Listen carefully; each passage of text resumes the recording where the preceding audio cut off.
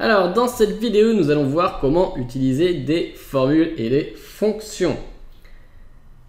Alors là, j'ai repris un document vierge parce que vous allez voir qu'on a pas mal de choses à voir. Donc, je vais prendre une cellule et je vais taper la valeur 1 dedans. Donc pour toutes les cellules, vous pouvez voir qu'ici on a un petit carré dans le coin inférieur droit quand on la sélectionne. Donc je vais sélectionner ma cellule 1 et puis je vais venir cliquer sur le petit carré. Vous voyez que mon curseur change, maintenant c'est une croix pleine alors que si je la mets à côté c'est une croix vide. Donc je clique dessus, je reste appuyé et je vais descendre vers le bas par exemple. Et là Excel me recopie en fait la valeur de ma cellule dans toutes les autres cellules. Donc on peut très bien aller aussi vers la droite par exemple, ou bien vers le haut, ou bien encore vers la gauche, ça marche dans tous les sens. Donc je vais annuler pour revenir avec ma valeur 1. Donc maintenant imaginons que j'ai besoin de remplir un tableau et là je veux que ça soit 2, 3, 4, 5, 6, 7, 8, etc. Donc si j'ai qu'une petite dizaine de valeurs, je peux très bien décider de les taper à la main, donc 2, 3, 4, etc. Par contre, si je commence à en avoir plus, genre une vingtaine, une cinquantaine, une centaine, voire plus, ça peut très vite devenir très long. Donc ce qu'on peut faire, c'est qu'on peut utiliser une formule. Donc là, je vais effacer ça. Et je vais commencer à taper une formule dans la case en dessous le 1. Donc pour taper une formule, il faut toujours commencer par entrer le signe égal. Voilà, ça indique à Excel qu'on est en train de taper une formule. Donc ici, pour la valeur de cette cellule-ci, je veux que ce soit égal à ma cellule précédente, la valeur de la cellule précédente, donc 1 ici, auquel je vais rajouter 1. Donc je vais sélectionner la cellule précédente en cliquant dessus. Vous voyez qu'ici, Excel nous sélectionne la cellule en bleu, avec des pointillés qui sont en mouvement, et il nous remplit notre formule avec C6, qui est donc la case C6, c'est bien celle qu'on a sélectionnée. Donc comme je veux la valeur de la cellule précédente et lui ajouter 1, je vais simplement rajouter plus 1, comme si je faisais une addition. Donc là, en fait, quand je vais taper sur Entrée, Excel va juste faire le résultat de la formule, qui est donc ici valeur de la cellule C6, donc 1, et lui ajouter 1, donc ça fera 2. Donc si je tape sur Entrée, magie, j'ai le nombre 2. Alors j'aurais très bien pu taper la formule à l'envers, c'est-à-dire que j'aurais pu taper égal 1 plus, et puis sélectionner ma cellule C6, et taper sur Entrée, ça fait la même chose. C'est une addition normale, que j'inverse ou pas le côté du signe plus, ça ne change pas.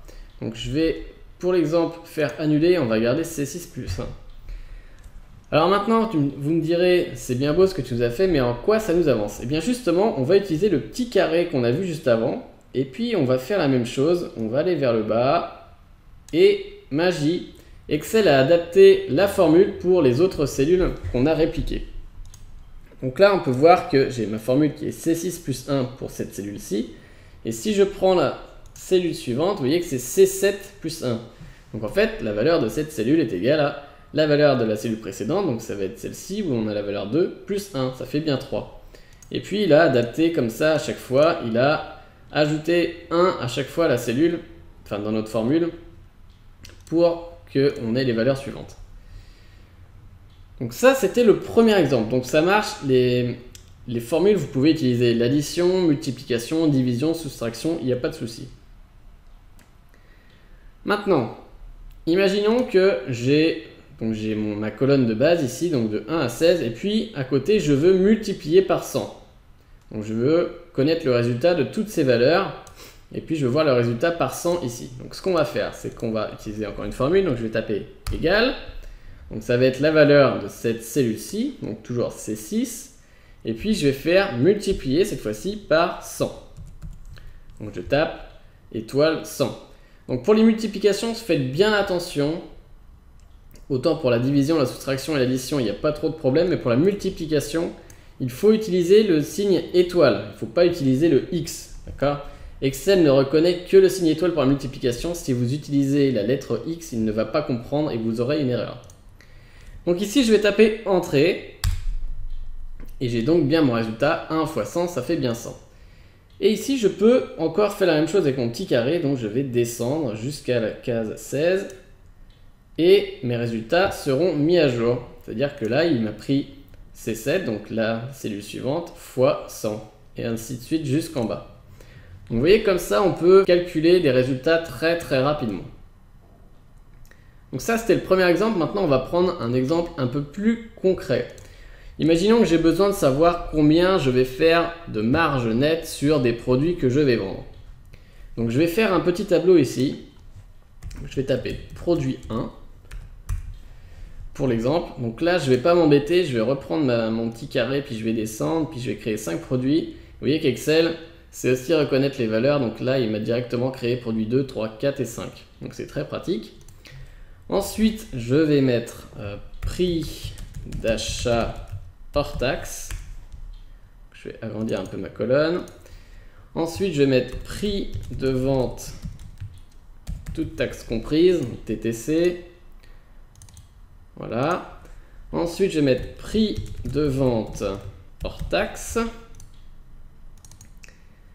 Je vais mettre le tarif de la livraison. Et puis, je vais mettre la marge nette que je fais sur mes produits.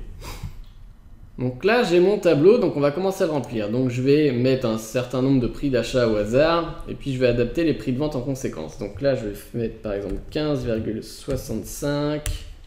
Alors je vais sélectionner toutes les cases de mon tableau, et puis je vais tout mettre en euros, ça fera déjà un peu plus compréhensible. Voilà.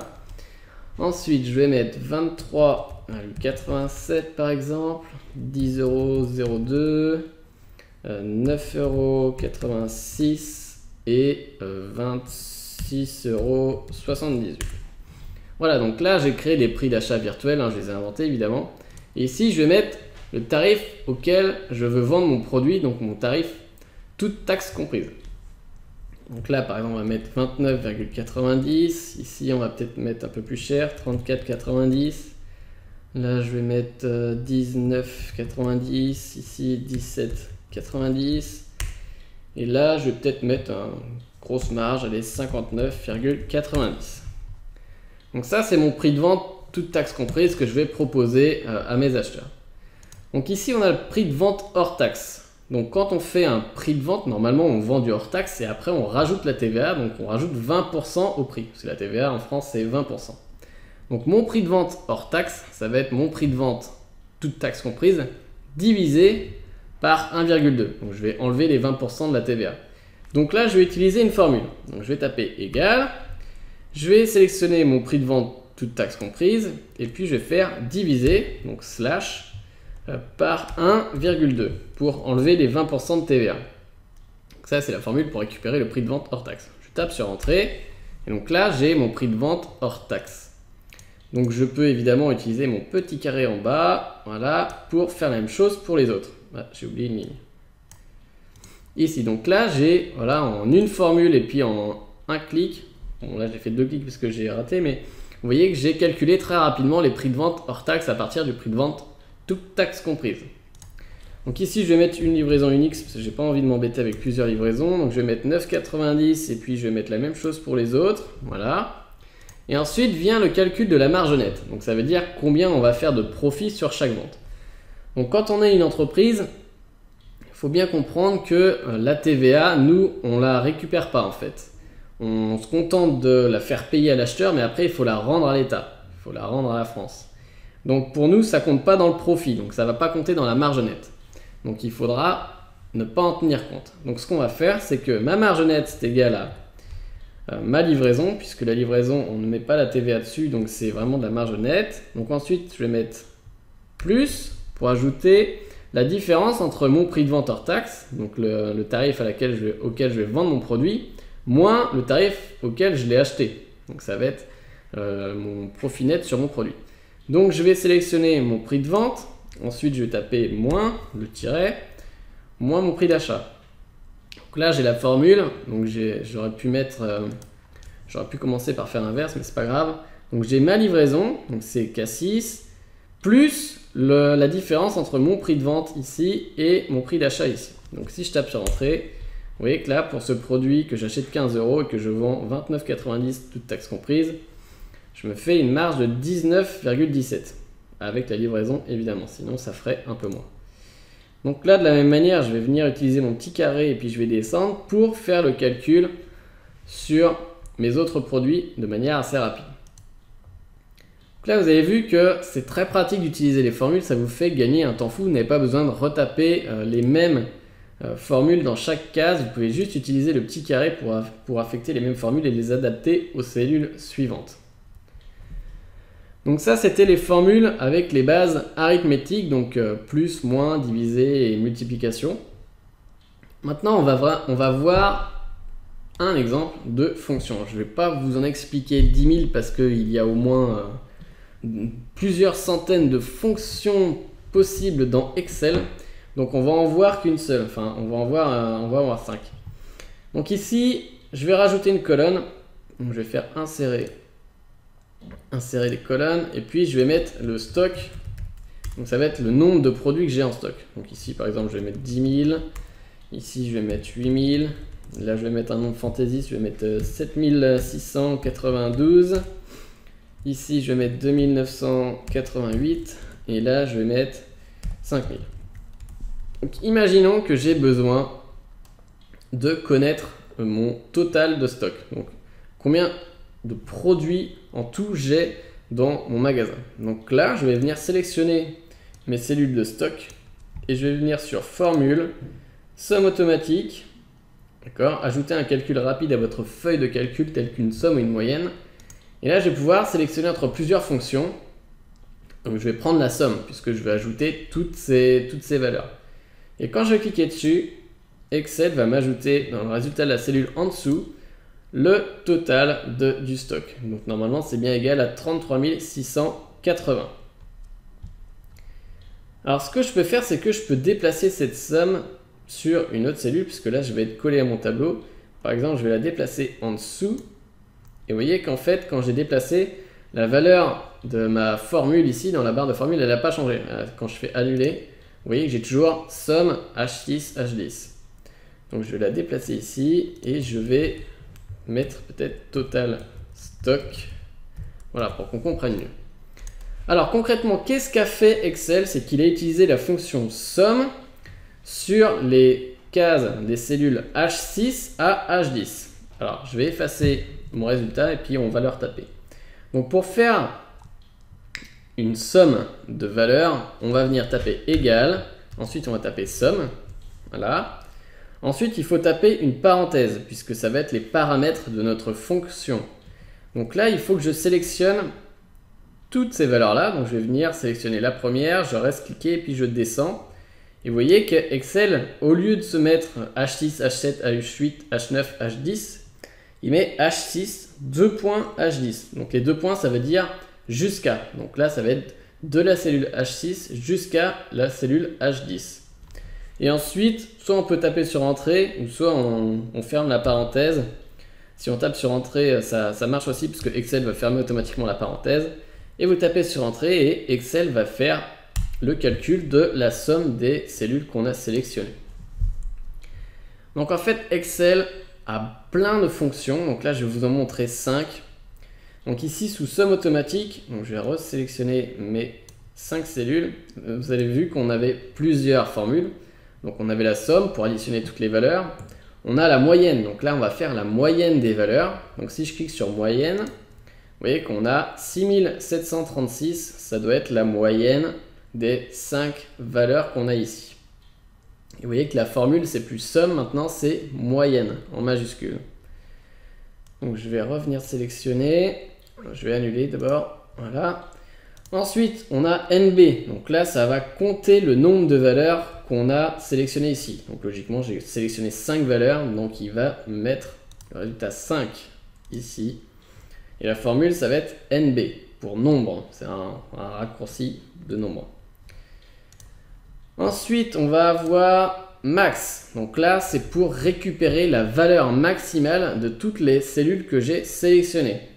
Donc là, ça va être logiquement 10 000, le nombre le plus grand. Et puis, on a la formule min qui va faire l'inverse. Il va sélectionner la valeur minimale de nos valeurs. Donc là, le plus petit nombre, c'est bien 2988. Bon, je vais garder ça. Du coup, je vais annuler ça. Donc voilà, c'était pour les sommes. Alors, si vous voulez faire d'autres fonctions, parce qu'il y en a plein, vous pouvez venir ici. dans les autres boutons, et vous pouvez voir que vous avez des fonctions sur la finance par exemple. Alors là, je les connais pas toutes parce qu'il y en a vraiment beaucoup, et en plus je suis pas forcément très bon en finance. Il y a des formules dans la logique, donc là ça va être plus de l'algorithmique. On va avoir des fonctions sur le texte pour faire des recherches dans des chaînes de caractères ou pour copier des valeurs de texte, pour rechercher dans le texte, etc. On va avoir des fonctions pour faire des opérations sur les dates. On va avoir des fonctions pour faire des recherches dans notre tableau. On va avoir des fonctions sur les mathématiques et la trigonométrie. Donc là, vous pouvez voir qu'est-ce qu'il y aurait que vous connaissez peut-être. Donc là, c'est asine. J'aurais bien voulu connaître l'autre. Là, c'est cos, donc cosinus. Si ça vous rappelle vos cours de collège, si vous ne faites plus de géométrie. Donc là, on a les facteurs exponentiels. On peut mettre en degrés, on peut mettre en décimales. Bon, il y a plein de formules mathématiques. Et puis on en a encore d'autres, donc statistiques, ingénierie, mètre cube, je sais pas ce que c'est, etc. Donc là, il me faudrait carrément faire un autre cours pour voir toutes les formules tellement il y en a. Donc on a juste vu les formules de base. Normalement déjà, ça devrait bien vous aider pour faire pas mal de choses. Enfin moi personnellement, j'utilise jamais d'autres fonctions que la multiplication ou la division. La soustraction et l'addition, je peux très bien m'en sortir comme ça, même si je fais une formule compliquée du genre, des fois je veux faire des pourcentages par exemple, donc j'aurais pu insérer, par exemple je vais faire insertion colonne, insérer une colonne ici, puis là je vais mettre prix de vente initial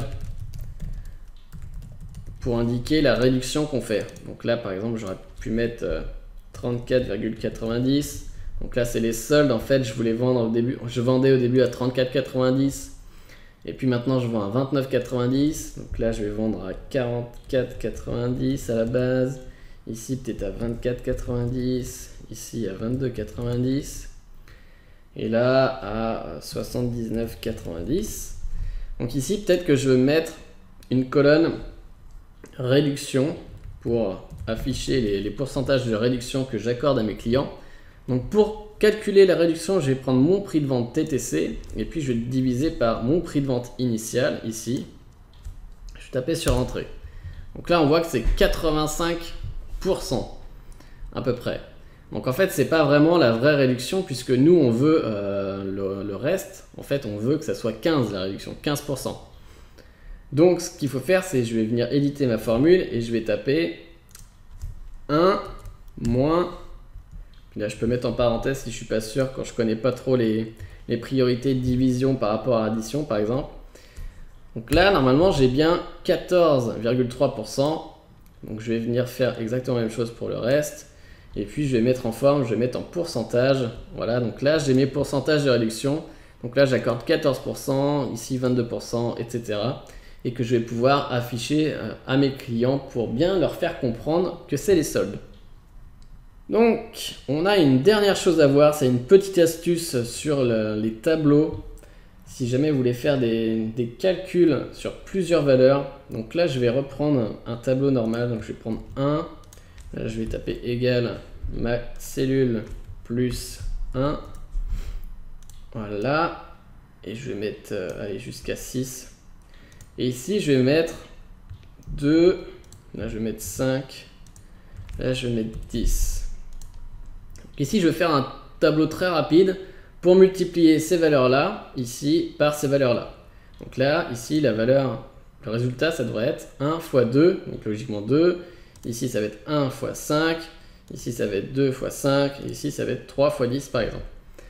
Donc, ce qu'on va faire, c'est qu'on va utiliser les formules. Et vous allez voir qu'on va être obligé d'utiliser une petite astuce pour que ça fonctionne bien. Donc là, je vais taper, comme d'habitude, égal ma cellule ici, fois ma cellule ici. Donc je tape sur entrée et j'ai bien mon résultat 2 qui s'affiche. Ensuite vous vous dites, bon bah je vais peut-être utiliser mon carré pour faire comme d'habitude et puis je vais descendre. Et puis voilà. Sauf que, eh ben, on se rend compte que les résultats ils sont pas bons. Ici 6 fois 2, ça fait 12, ça fait pas 1440. Alors qu'est-ce qui s'est passé? C'est que Excel a appliqué la même technique que d'habitude. Sauf que du coup, comme on a deux cellules dans notre formule, eh bien il a adapté les deux cellules. Donc ici, G16 fois H15, donc j'ai G16 ici et H15 ici. Et dans la formule de la cellule suivante, j'ai G17 fois A16.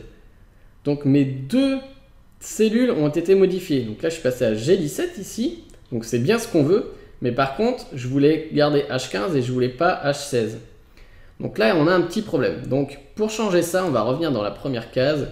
Et on va être obligé d'altérer notre formule. Donc je viens ici dans la barre de formule. Et ce qu'il faut faire pour garder cette valeur ici en haut en fixe, il faut mettre $H et ensuite $15.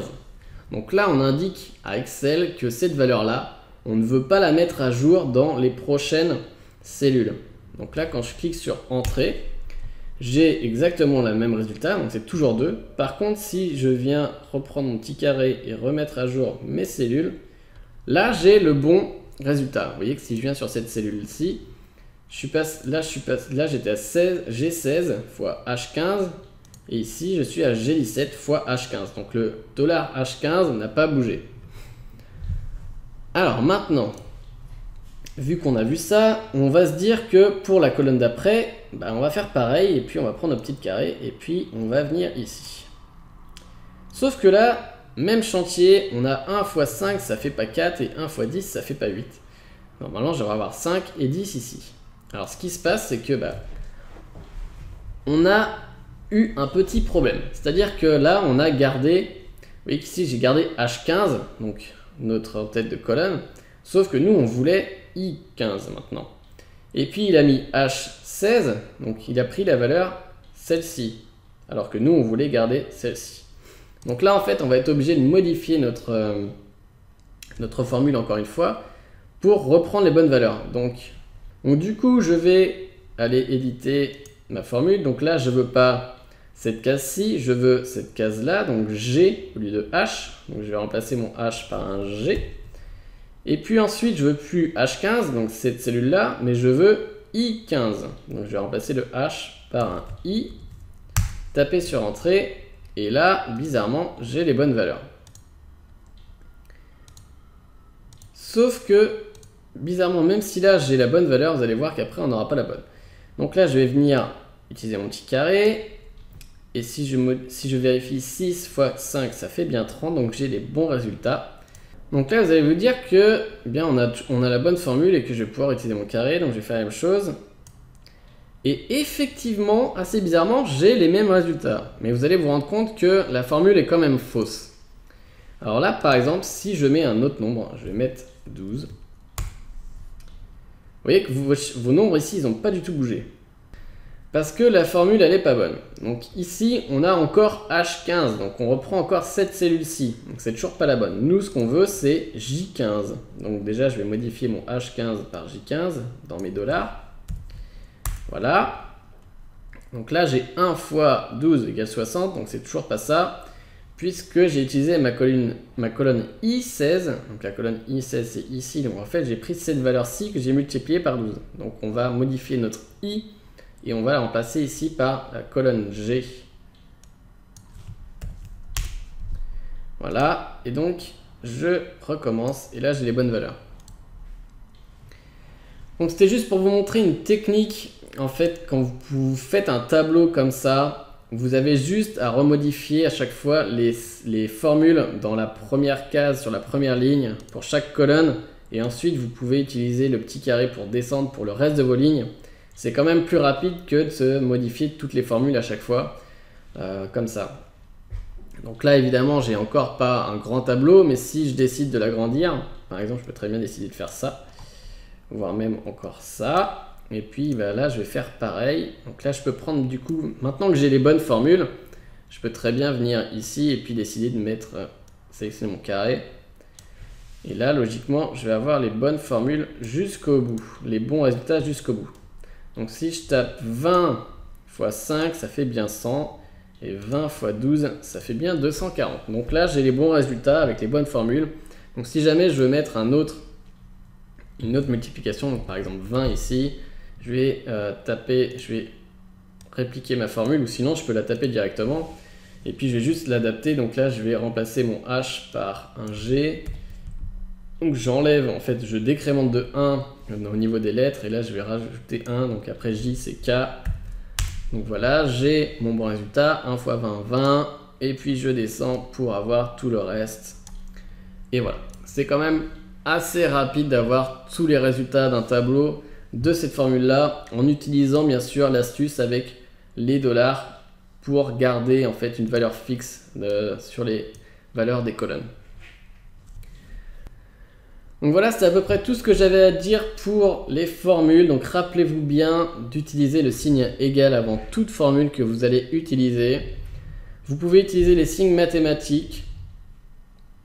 Et si vous voulez des fonctions un peu plus avancées, vous pouvez utiliser les fonctions somme, moyenne, nombre, max et min pour maximum et minimum. Ou sinon, il faudra aller dans formule et puis rechercher une formule ici, mais là je vous conseille quand même de prendre des cours parce qu'il y a quand même beaucoup de fonctions et il y a des fonctions avec des paramètres, donc c'est pas forcément évident de tout comprendre quand on n'est pas forcément dans le monde de l'informatique et de la logique et de l'algorithmique.